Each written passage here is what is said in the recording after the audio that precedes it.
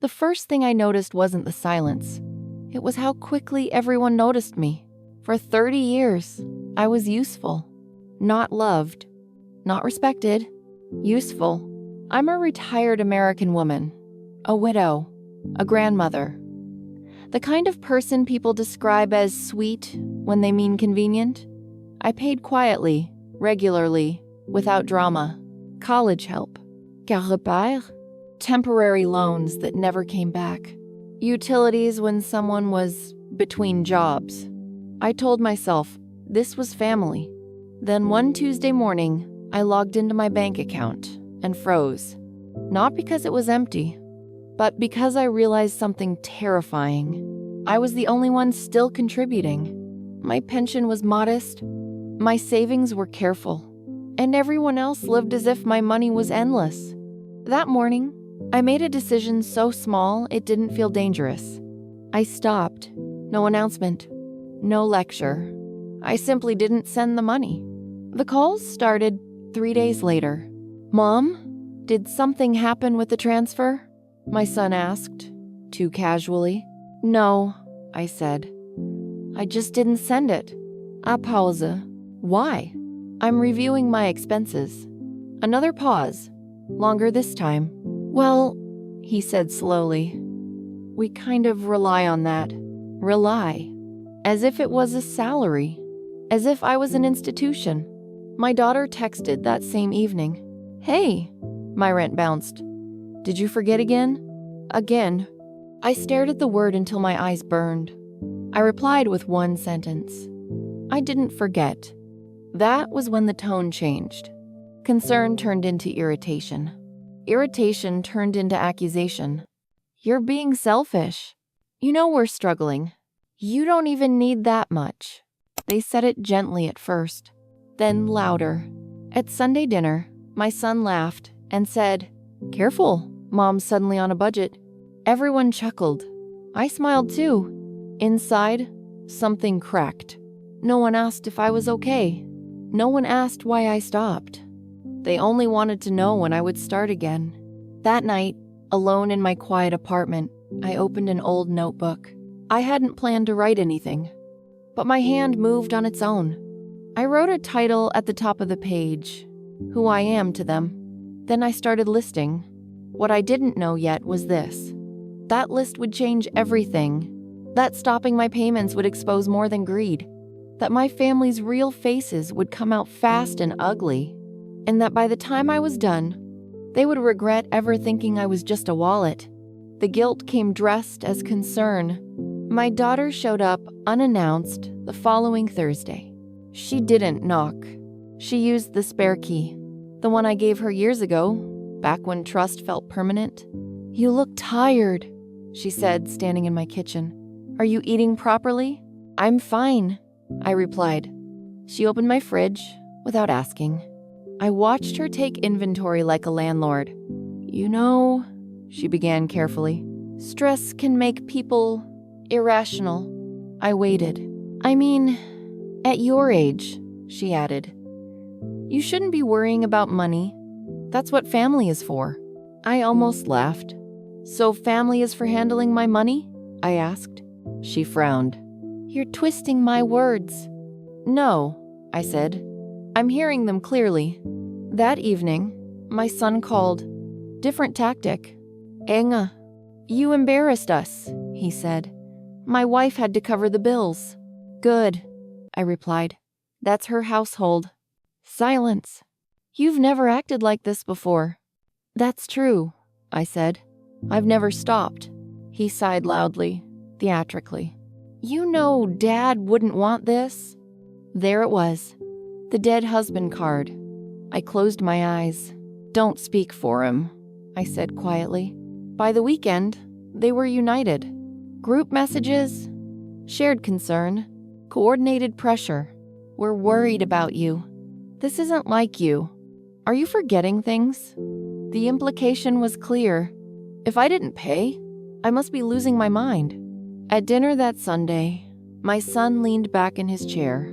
We just think maybe it's time to talk about management. My fork paused midair. Management of what? I asked. Of you, my daughter said softly. No shame, no hesitation. I looked around the table. No one defended me, not even my grandchildren, who stared into their plates like trained witnesses. That night, I added a new page to my notebook. What they believe. My money is theirs. My independence is optional. My silence is consent. Something inside me hardened. Not anger. Clarity. I called my lawyer Monday morning. I want to ask a question, I said. Of course, she replied. What happens, I asked slowly, when I stop being generous and start being precise? She laughed softly. Then, she said, everything becomes very interesting. That was the moment I understood. They weren't afraid I was struggling. They were afraid I was changing. And they were right. They moved fast. Too fast for people who claimed they were just concerned. 2 days after my call with the lawyer, my son showed up with paperwork. Not copies, originals. We made an appointment, he said, setting the folder on my table. Just to make sure everything's okay. With whom? I asked. A financial advisor, my daughter added, smiling too brightly. Neutral. Professional. I opened the folder. Power of attorney forms? Blank signature lines waiting for me. I didn't ask for this, I said. You didn't need to, my son replied. We're family. There it was again. I closed the folder carefully. I'll think about it, I said. Their shoulders relaxed. They thought hesitation meant weakness. That night, I didn't sleep. Not because I was scared, because I was planning. I met my lawyer again the next morning. She didn't interrupt while I told her everything. When I finished, she folded her hands. They're trying to establish control, she said calmly. Not protection. I know, I replied. I want them to think it's working. Her eyebrow lifted. That's risky. I'm 81, I said. So is doing nothing. We made adjustments. Quiet ones. Accounts were separated. Access was restricted. Documents were duplicated and stored elsewhere. Everything legal. Everything invisible. At Sunday dinner, I played my part. Isai had more. I asked them to repeat things. I let them explain. They grew confident. Smug. You should really let us handle the bills, my daughter said, patting my hand. I nodded. I suppose you're right, I said softly. Their relief was immediate. They thought they'd regained control. Behind the scenes, I was preparing something else. Not a confrontation, a consequence. I visited a local nonprofit on a Wednesday afternoon. They helped seniors stay in their homes. The director recognized my name. You've donated before, she said. Yes, I replied. Quietly, she smiled. How can we help? I'd like to do more, I said. Permanently, I began redirecting. Not large sums at first, just enough. Enough to feel the difference. Enough to watch reactions. My phone rang less. My invitations thinned. My value dropped as my usefulness faded. And with it, the last of my doubt disappeared. They didn't love me. They managed me. And soon, I would make sure management came at a cost. They grew careless once they thought I was contained. That's what people do when they believe the outcome is already decided. My daughter started speaking for me in public. At the pharmacy. At the bank. At my doctor's office. She gets confused sometimes, she'd say, smiling apologetically. I stood right there. At my next checkup, the nurse handed her the clipboard. Not me. I didn't correct them. I watched. A week later, my son called with a new idea. We found a place, he said. Very nice. Assisted living. Temporary. I didn't ask to move, I replied. It's not really a question, he said. It's about what's best.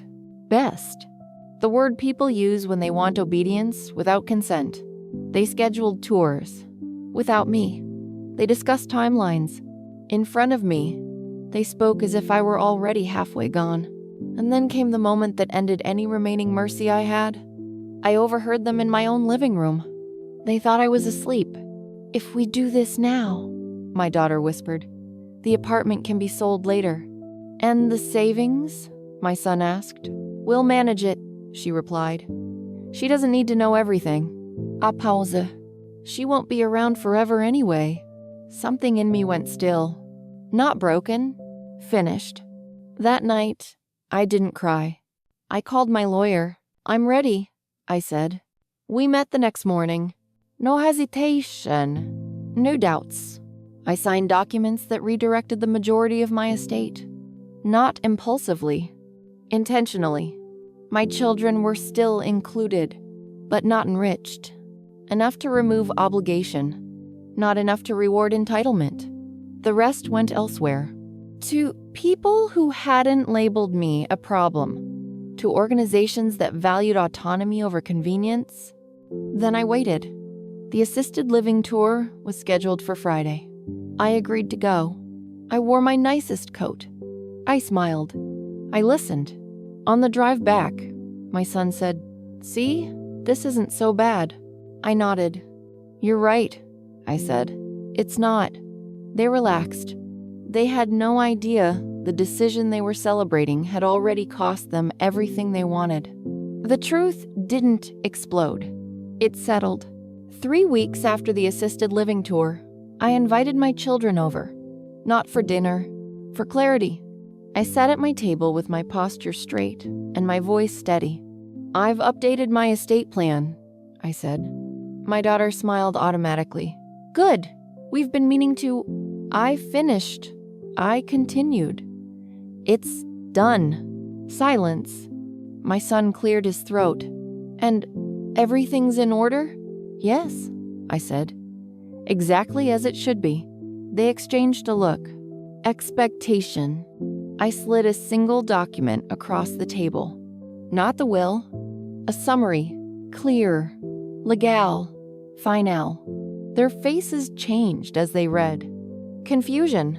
Calculation. Panic. "This can't be right," my daughter said. "Most of it is no longer yours," I finished gently. "You gave it away?" my son asked, his voice rising. "I reassigned it," I corrected, "to places that kept me human." "You did this out of spite," my daughter snapped. I shook my head. "No, I did it out of accuracy." They argued. They pleaded. They reminded me of holidays, of sacrifices, of blood. I listened. Then I stood. "You taught me something valuable," I said. "That love with conditions is not love. And that silence is often mistaken for consent." I walked them to the door. They didn't hug me. That was fine. In the weeks that followed, the calls became rare. Not angry, just distant. I let them be. I stayed where I was. In my apartment, with my routines, with my autonomy intact. The nonprofit invited me to a small ceremony. They placed my name on a wall, not as a donor, as a protector. Sometimes people ask if I regret it, if I feared dying alone. I smile. I wasn't alone when it mattered. I was dismissed, and I chose not to accept that role. I didn't take revenge with cruelty.